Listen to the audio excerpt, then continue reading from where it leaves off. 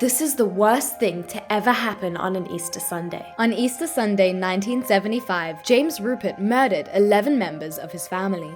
It was the most horrible sight that I'd ever seen. Unemployed, unmarried, and still living at home at 41, Ruppert resented his successful older brother, who had a stable career, a wife, and 8 children.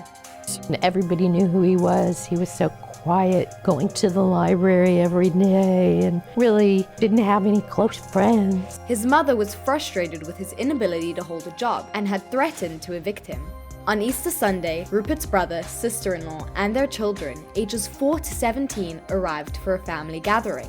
While they participated in an Easter egg hunt, he slept off a night of drinking. At around 4 p.m., he woke up, retrieved 4 guns, and executed his family members, starting with his brother. If people were moaning and groaning still, he shot them in the head.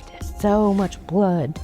It was leaking through the floorboards. The massacre lasted 5 minutes, with 44 shots fired and 40 hitting their targets. After spending 3 hours in the house, he called the police and reported the crime. It was just such a horrific scene.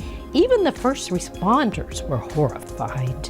Ruppert was arrested and charged with 11 counts of aggravated homicide. His first trial in 1975 resulted in a guilty verdict, but a mistrial was declared due to a procedural issue.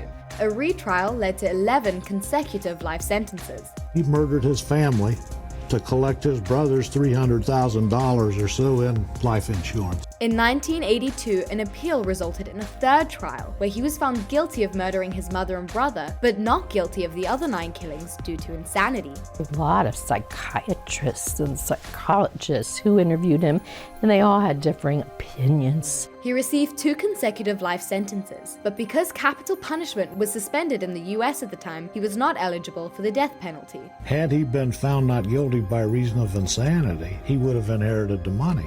He remained in prison until his death from natural causes at the age of 88. This case remains the deadliest shooting by a lone gunman in the state's history.